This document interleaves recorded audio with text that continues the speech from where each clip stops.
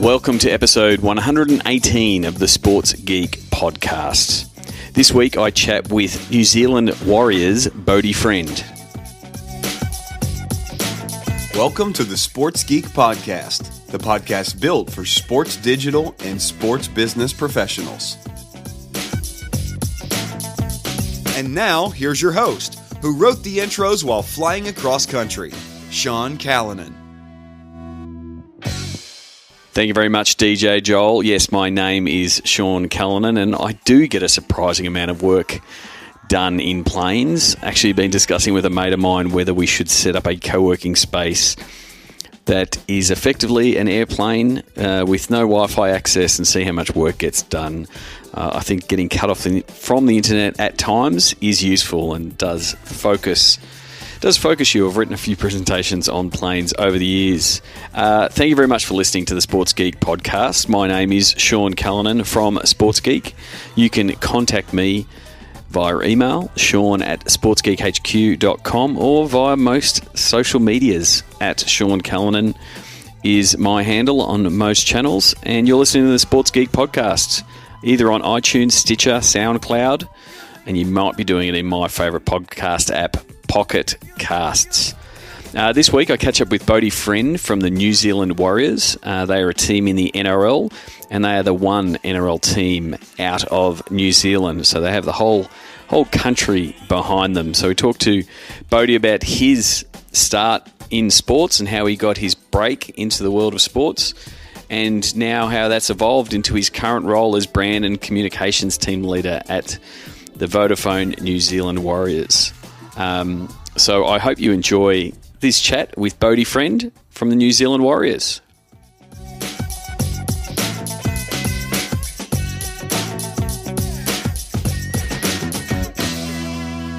Very happy to welcome from the other side of the ditch, from the New Zealand Warriors from the NRL, Bodie Friend, brand and communications team leader at the Vodafone Warriors. Welcome to the Sports Geek podcast. Kia ora, Sean. It's great to be here, I guess, and long-time listener and first-time guest. Yes, that's the thing. We've sort of gone backwards and forwards, met via the Twitters and gone backwards and forwards. Your Twitter handle, what's your Twitter handle for the people who are listening? I've changed it around a bit. It's just @Bodie Friend. Keep it nice and simple. @Bodie Friend. Yep, exactly. So send Bodie a message that you're listening to this. But yeah, we have gone backwards and forwards on a few things. So take us through. Yeah, one, that role, brand and communications team leader at the Warriors, that's a new role and there's been a bit of change. You want to take us through a bit of your history with the Warriors? Yeah, well, it's a bit of a backdoor entry into the club, so to speak. I spent about 10, 12 years as a graphic designer. Through that time, it was through the recession, a lot of redundancies, but also the positive about it was having to upskill and move more into the digital world. So I became, multi-skilled in a lot of areas. And obviously I've been a big fan of the club. It's my team since day one.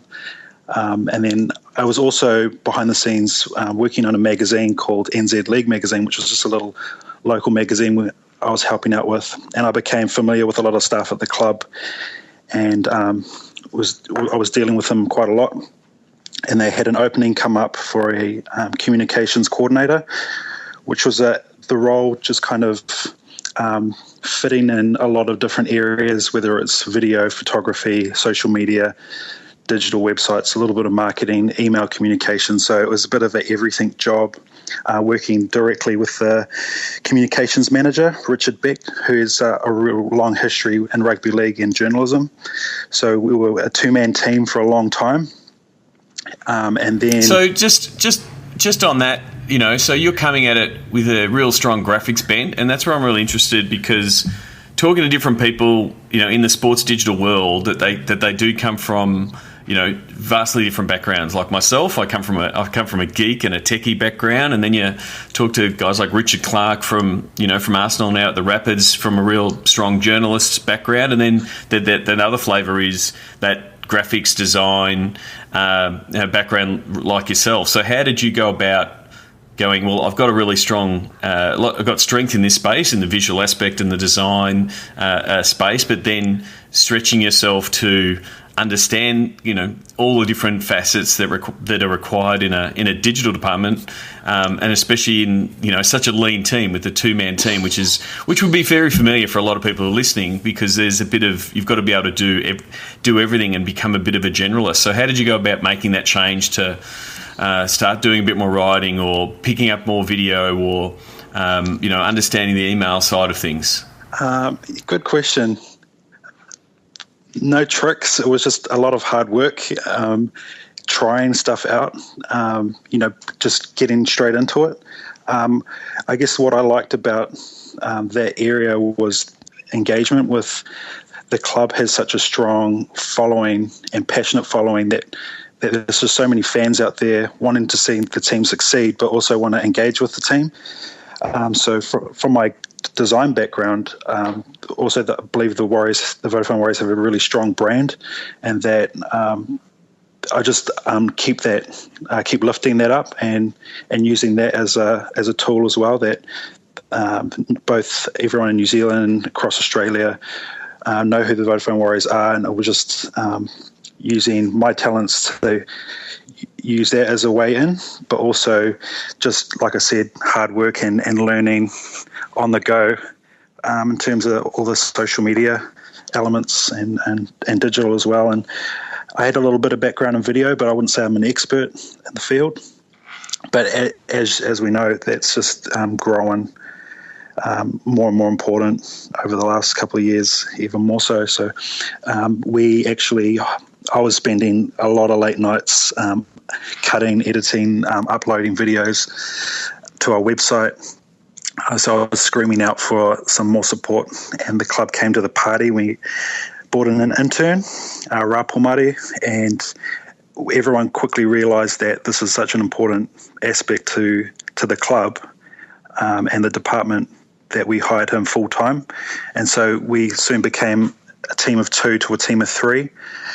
And things were still tough. I mean, I know there are a lot of people out there, as you say, that have small teams, and as soon as you bring someone else in, you're adding another component, but you're also realizing there's a lot more that you can do, and so we're just trying to still manage to do as much as we can to the best standard that we can. Yeah, and I think it is. Video is definitely the crunch. You weren't alone in that, seeing how much time it takes to produce video, but also the rewards of the amount of video you produce. So, teams across the board have added more and more resources to appease video, and the fact that all the platforms are now fighting over video give you the opportunity to really amplify that content. So your team now is a team of 3 supporting, or have you got any more people on the ground now sort of supporting the Warriors? No, there's more to the story. As of earlier this year, we hired a full-time graphic designer, which again, we've got a bit of an interesting structure in the club. We have a fan engagement manager who oversees membership, marketing, game day, and communications, Aaron Lawton. And again, still a small team. And I spoke to him and saying that even though I have a graphic design experience, we were bringing all our marketing and agency work in-house. So obviously I couldn't handle the workload of both doing my role I'm currently doing and also churning out all the visual assets for both digital and print and all the in-between. So we are now a team of 4, even though I guess graphic design sits kind of just to the side of what we're talking about. It does help that we're growing the team, and ideally we'd probably want more people, but I'm happy with what I can get. Yeah, so I mean, this is another interesting point where a lot of people who are now moving up the ranks in running digital teams, as they've gone from smaller teams to building them out. In those early days, you were on the tools, so to speak, on all the different things that need to be done. And in your case, you had a lot of strength in the graphic space, but then, like you said, you're using the social tools. How have you found yourself stepping back a little bit, knowing that you're still doing a lot of work, but stepping back a little bit and handing over some of those responsibilities to new staff members? Have you found that transition easy to do? Is it a bit of a case of, hang on, just let me do it, like that, those control issues? How have you found going through that transition a little bit? It's still pretty fresh, and I don't think we're still going through it. And I've been here for 4 years, and it just seems like we're always transitioning or always evolving, always doing something new or trying things out. So from that side of things, it hasn't been too hard. I guess we can all, there's a little element of, I've been doing this. It's hard, it's hard to let go. But the bigger picture is that we're doing a better job for the club. We'll be able to engage more with fans. We'll be able to help out all our departments, because that's obviously a big goal of ours. So if you're taking a look at the bigger aim, it's not too bad. Like I said, we're still working through and trying to find that balance across the whole team. So yeah, and you really do want to have, especially in that small team that you do have, that is going to grow. As more content gets produced, you get better KPIs. There's more ways to monetize it. But with that small team, you can still have everyone across things. There's still a lot of generalist work that needs to be done. People get pulled into jobs outside their roles because there's in sports, and I don't swear on the podcast, but there's the bit of that JFDI, just do it, yeah. Right? And you've just, if there's a job in front of you, you've got to do it. So there's a bit of that mantra of JFDI, to just get the job done. So from your team's point of view, trying to keep to fulfill all the requirements that you've got to do for the website for Warriors.kiwi, as well as hit all the marks and all the social platforms, and also hit all the things that the NRL wants you to do as terms of video and that kind of thing. What's your major theme, to serve the Warrior fan and Warrior Nation, or the fans out there that follow the Warriors? What's your major theme in what you're trying to do from a digital team? Major theme, I guess, as I said, as we're still growing and still developing, is just trying to get to a standard that we want to be, and that the fans would be happy with, that we're catering to what they want out of the club from a digital perspective, trying to become more consistent especially in season, that we're providing regular content that fans expect, but also giving them stuff that those special content that they don't expect, but it just it makes them proud or makes them want to engage with the club even more. But also getting that balance right and delivering on all our internal targets about promoting merchandise, membership, ticket sales. And so I guess the major theme is being consistent and getting to the level that we all want it to be, because I don't think none of us are happy with where we're at. And so, as I said before, just continue to develop and find that balance right, not so much working harder, which we've done in the past, but working smarter and focus on what we do well and tweak what we can improve on. I think there's a lot of growth area, both on our digitally, on social media, and then tying it all in together with our other departments and making sure everyone's happy. Yeah, I do think that, the phrase, working smarter, not harder, is one that's really applicable to digital departments, because there is a lot of content or tasks that get done, and that sometimes they just get done because they've always got done, and sometimes, and it's very hard from a team point of view, and this is normally where I'm talking to a team where you don't have the time or the ability to step back and sort of have that 30,000 foot view of everything you're doing, and saying, well, why are we doing that? Because if if the fans aren't engaging with it or consuming it or saying they like it, then there's the case of, well, we should move on from that piece of content, that project, or whatever you're trying to do to work on on the piece and double down on the piece of content that the fans do want. So I think that's a real case of what you were just saying there: work smarter, not harder, in focusing on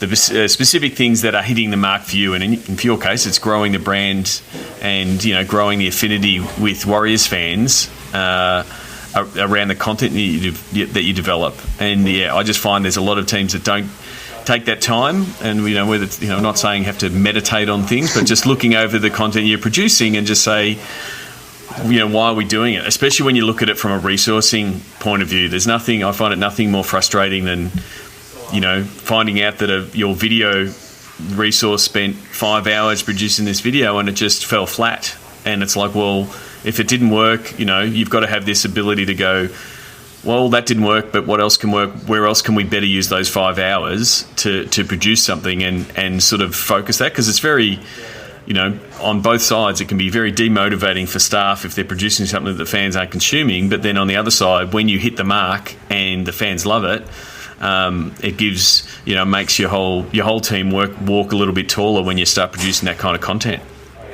100%. Like you mentioned before, there's elements of the workload and having to do things that may sit outside of your area, and you just have to do it. And because we're a small team, everyone's pitching in. But also there's other things like the cut through of information. There's so much information out there on social, Facebook, for example, that to get your story out there may be a great story about a visit out to the community, to schools, but to get that cut through is very difficult. But then, so on the back of team performance, if your team's not doing so well, that fans just won't. A lot of fans just won't want to hear it, and so there's always, if you're walking a fine line on the tightrope to getting things right. So it's just about always listening as well and trying to do your best, because sometimes we might have some content in a week that actually that's not going to work right now. We're going to have to park it and just play it cool for a little bit and then bring it out later on. And, you see a lot of teams having to do that as well.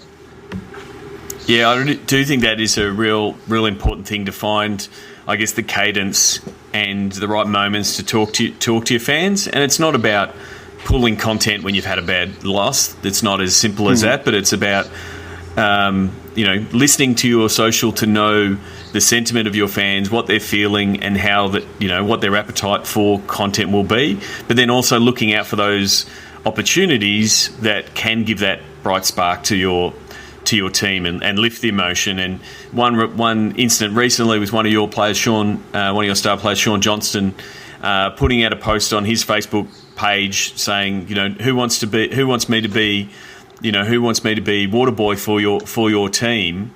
Got a stack of coverage, both digitally and then also in traditional press. What was it?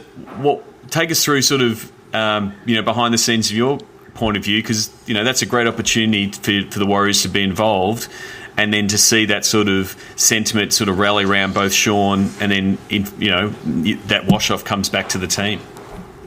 100%. When I first saw it, I was just like any other supporter. I was on Facebook, saw his post, and went, "Wow, this is going to be huge." And then I spoke to him, and he was just saying, I was just lying on the couch watching a bit of TV and thought, hey, I'm not doing anything this Saturday. How about I go and help out some kids? And so, I mean, just taking a step back and thinking about it, it's like, drawing comparisons to some of the great NBA players going to a local school and just playing ball with the kids. I mean, you can't get better than that. It's natural because we haven't pushed it. It's been off Sean's own back, and then he kind of spoke to him and said, well, he still wants to keep it natural and not like a promo that he just wanted to go up. It's not like a staged event or anything. So. Yeah.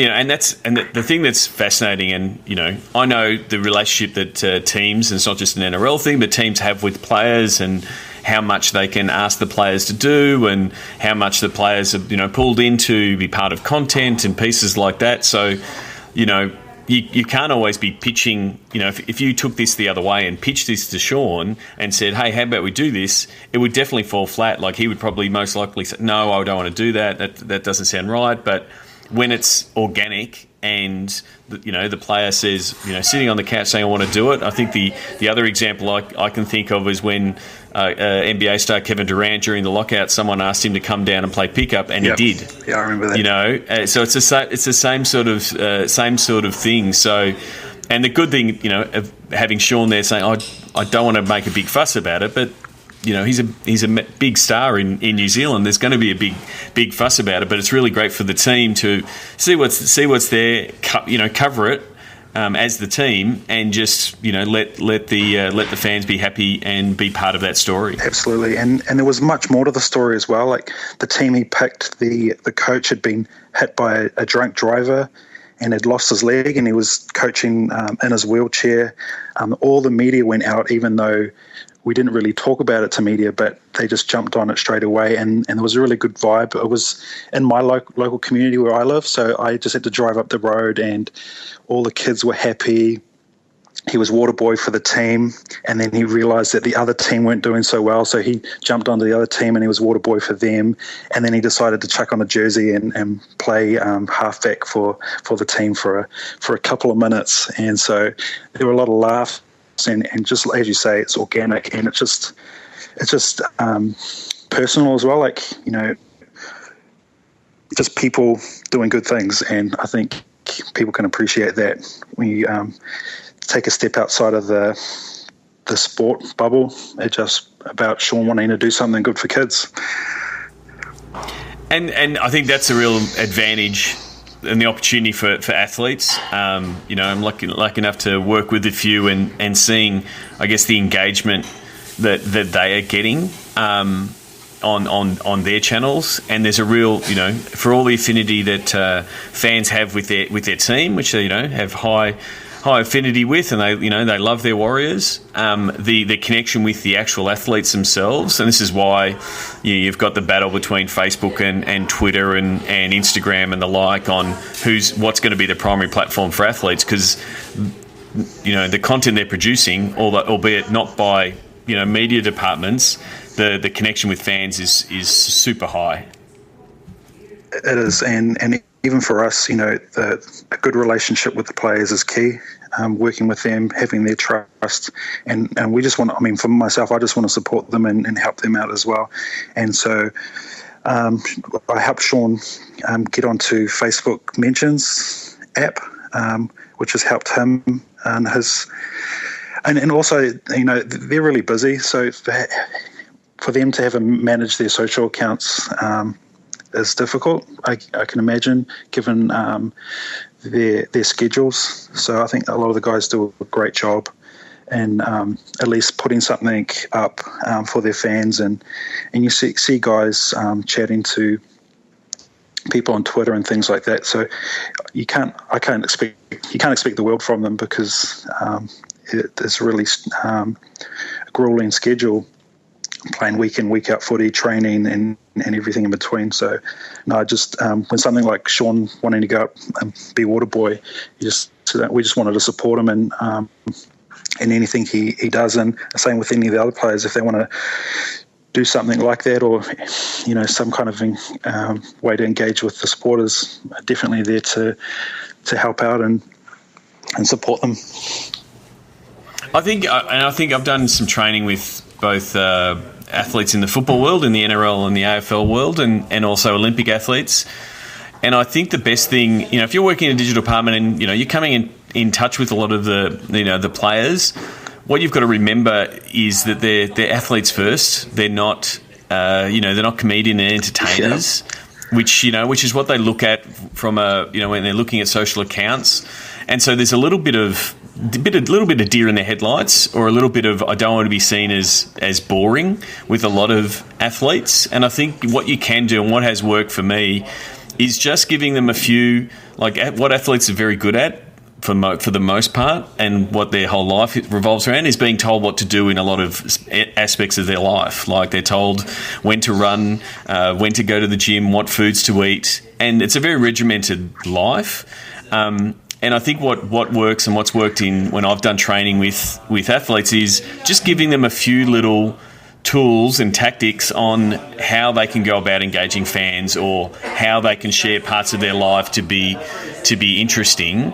By saying, when you're at the airport, why don't you start chatting with fans and then jump on the plane? Or, you can always be sharing a photo in this instance. And if you actually give them those actual examples, they take it on board straight away and go, that makes my job of doing this social thing a whole lot easier. And then the flow on becomes that they become part of your team's, digital family, and they start understanding that, when you put out a certain piece of content, that they promote it. And it's not so much that awkward, can you promote our promotion type conversation. It's more, you're just part of the digital family, and this is how it works. You scratch my back to promote our stuff, and obviously, conversely, the team can be mentioning them or retweeting them and making them part of it. So it's trying to get that mutual relationship going. But if you can help them with their content issues, and that's what they have content issues of what should we do.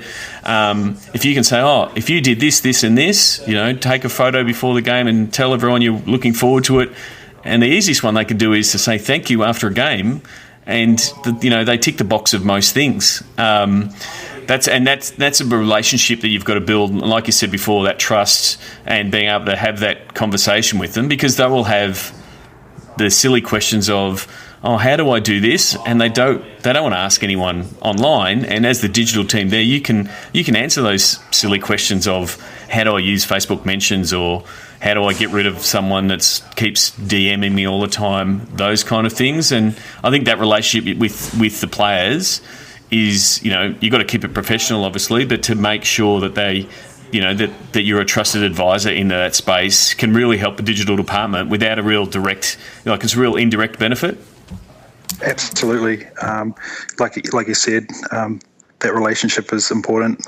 I was a bit of a deer in the headlights when I started at the club, being a fan, having watched these guys play week in, week out, and then all of a sudden you're working with them. There was definitely, to be honest, a learning curve, and I made a few mistakes, but quickly learnt from them because that trust is important. And like I said, helping Sean out on Facebook mentions, but also he had the whole water boy concept, and he came to me and he said, look, I've got this idea about doing this little Photoshop job of the water boy. And I said, yeah, that'll be great. I'll help you out.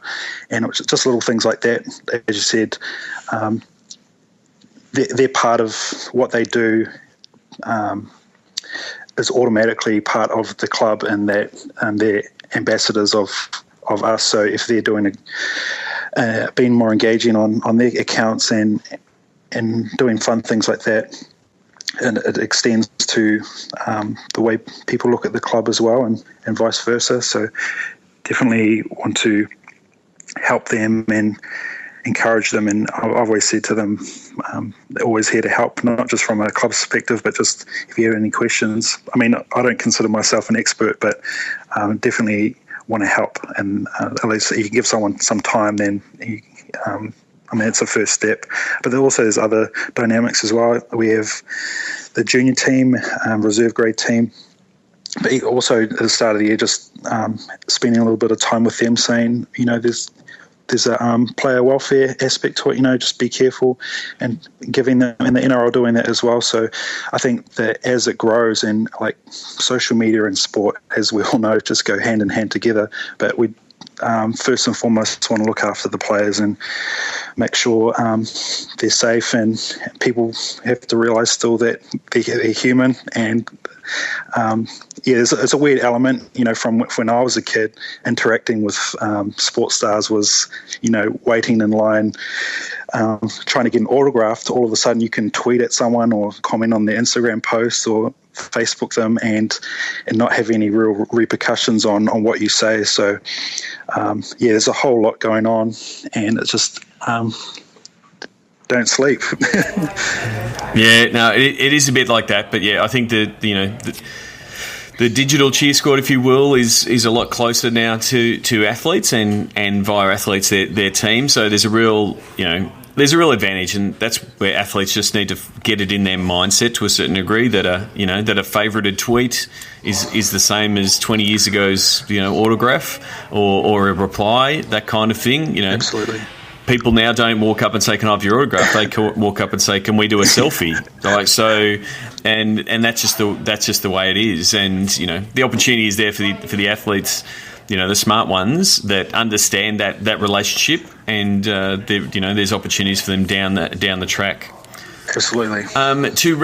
To wrap up, I've got the 5 questions to wrap up this interview. So thank you very much for coming on. What was the first? No worries. Can you remember the first sports event that you ever attended? Interesting story, because my dad was a rugby league player, and so I spent a lot of years in the 80s, late 80s, not that old, watching him play for North Sydney.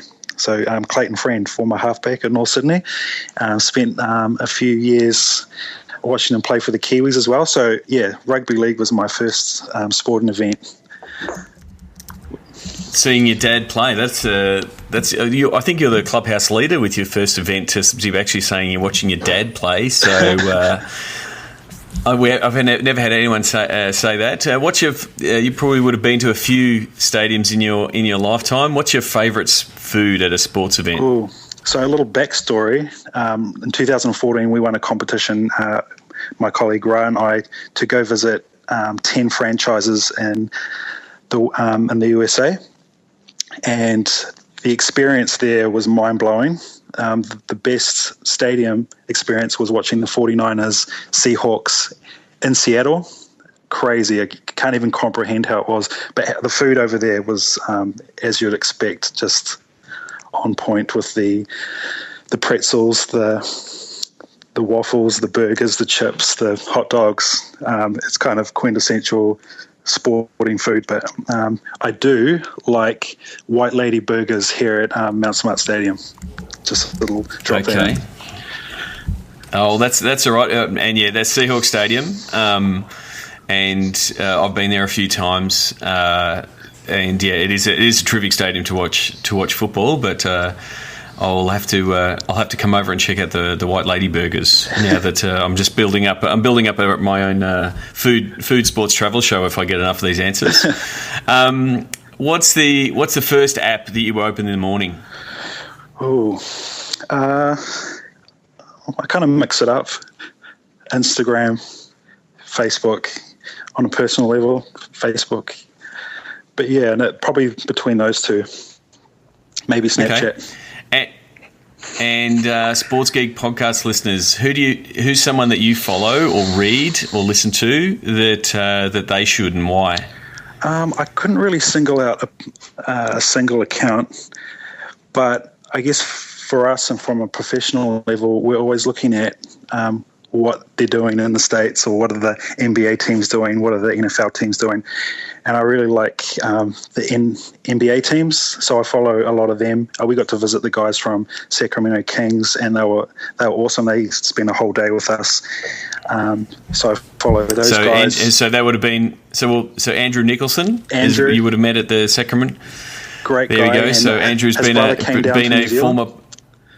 Okay. And his brother came down to New Zealand. I met up with him, gave him his T-shirt, and it's kind of. The great guys over there. So NBA teams, following what they're doing, but also Bleacher Report. Those guys always come up with some great stuff.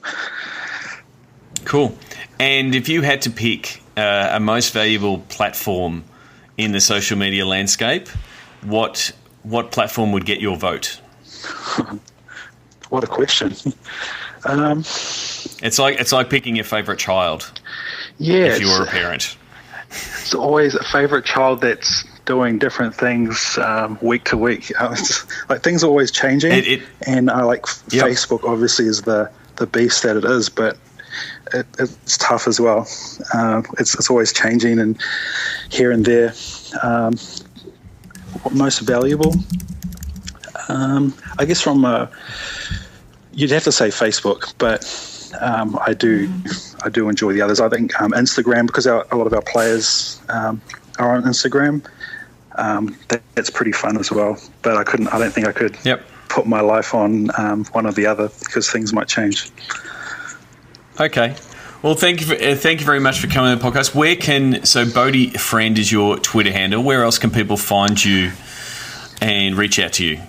That's probably the best place. I mean, I'm on Instagram, but not worth following, I don't think.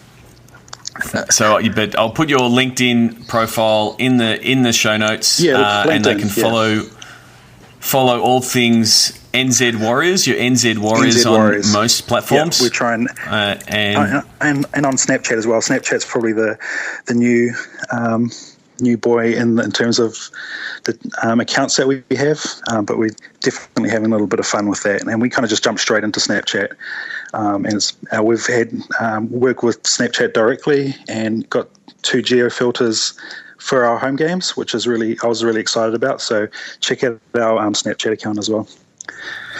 All right. Well, I will put your Snap code into the show notes so people can follow the NZ Warriors on Snapchat. Bodie Friend, thanks for being on the Sports Geek podcast. Thank you very much. Anytime. Sign up for Sports Geek News at sportsgeekhq.com/sign up now. Thanks again to Bodie Friend. One correction from the interview. After we got off the call, Bodie realised that he actually gave his wrong Twitter handle, and I can see why.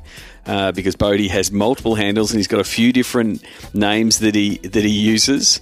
His Twitter handle is actually Meandering Bear or Bodie1 Kenobi on Instagram.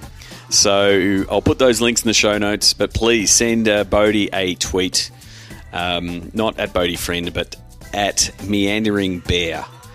Thanks again for Bodie for his time. And again, it's always interesting. I've always find it interesting how people get their start in sports. And I do get a few people sending me emails or asking me in person at networking events, or how do I break into sports? How do I want this certain role? I want to do the role like Bodie. I want to be doing the graphics and the comms and all things social for a sports team. And a lot of people are trying to get straight into that role.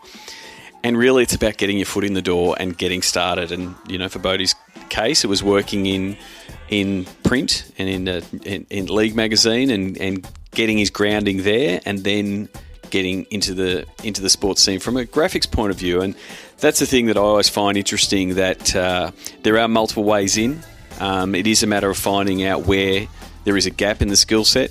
I think at the moment there's a gap in the skill set for these newer platforms, especially Snapchat. Didn't get to talk to Bodie about Snapchat, but they've been doing some really cool stuff on Snapchat, setting up some community filters on their stadium, and also doing some stuff with the players around their Snapchat. So again, if you're a young up and comer and wanting to get into the world of sports, and you know a platform really, really well, and you're using Snapchat natively, that would be the angle. Put your hand up to be the Snapchat producer for a club, and I really do think that will become, if not a job title in sports in the next 4 or 5 years, it'll definitely be a role that needs to be filled. So look at different ways that you can tell a story, and look at how you can tackle that platform natively, because there's definitely a space in the sports digital realm for people that understand how to use those newer platforms and to reach that newer fan segment. So yeah, send in a tweet at Sean Callanan, or send me an email, and join in with the conversation, if you will, on how did you get your start in sports? I love catching up with people at conferences and asking that, and the amount of times that I hear people saying they started as an intern, or have pulled on a mascot suit, or have handed out flyers, or have set up tents. It really is about just getting a start. That's it for this episode. One thing I would love for you to do after you've listened to this episode, if you are driving right now, don't do it. Or you could stop. You pull over your car right now. If you're jogging, wait to the end of the episode. Is if you can help me decide and help get momentum behind my next big podcast guest. Episode 62, I was lucky enough to interview Mark Cuban for 45 minutes and got a lot of feedback and had an absolute blast. So I want to do it again and again and again.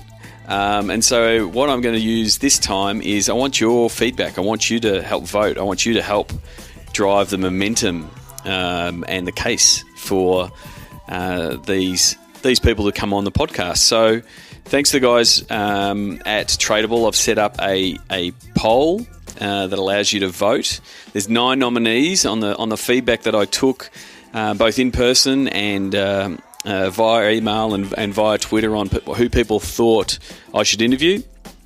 If you go to sportsgeekhq.com/tradable, you can put your vote behind who you think I should interview next. At the moment, Shaquille O'Neal is leading votes, followed by Magic Johnson and LA Clippers owner and former Microsoft executive Steve Ballmer. I would love to interview those 3 guys for sure. I think it would be a lot of fun. So yeah, please join in. All you have to do is go in, click, tell me who you want to see there. And I think I'll actually keep this as a rolling thing and hopefully use it as a bit of momentum. If Shaq comes along, I'm going to point him there and say, look, there is 100 people, there is 150 people, there is 200 people. So please, if you do one thing this week, please go in and vote. I'm starting to rally the troops in the Sports Biz Slack to get a few votes in. So again, I'm going to use this as a bit of if you've heard my story on how I got Mark Cuban, one of the reasons I got Mark Cuban was the social proof of all the guests that I've had. I will continue to use that with over nearly approaching 150 guests from the sports business world. I'll continue to use that as social proof, but I also want to show that the audience wants to hear me interview Shaq about the sports business and his experiences, or Magic Johnson and how he transitioned from athlete to absolute mega entrepreneur and now team owner with the Dodgers, or what was it like for Steve Ballmer coming into the LA Clippers and what does he want to bring as a sports owner? Is sort of this, new sports owner. He's only been there a couple of years. So go to sportsgeekhq.com/tradable. Very much appreciate it.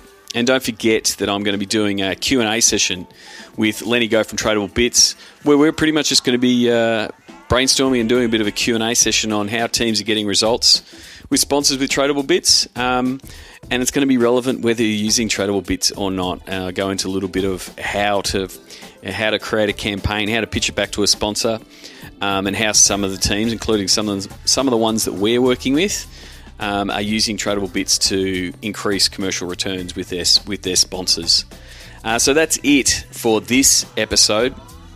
My name is Sean Callanan from Sports Geek. As I said earlier, please send me an email, send me a tweet, tell me that you're listening. And I will leave this episode, the sounds of the game this week come from a few Richmond fans who were full of my Facebook feed was chock-a-block with videos and snaps in my Snapchat feed after Richmond kicked a winning goal after the siren, and 40 or 50,000 Richmond fans went up as one. And motion sort of filled the MCG, and luckily enough, the way social media now allows it, there is now video of the fan point of view. So have a listen at the end of DJ Joel's credits to listen to what the fans' reaction was after that Richmond last ditch win. I know it made my mum, who's a mad Richmond fan, very, very happy. And until next week, my name's Sean Callanan, and you've been listening to the Sports Geek Podcast. Like the Sports Geek Podcast? Find us on Facebook.com/SportsGeek. Check out which teams work with Sports Geek at SportsGeekHQ.com/clients. Please leave a review on iTunes. Go to SportsGeekHQ.com/iTunes.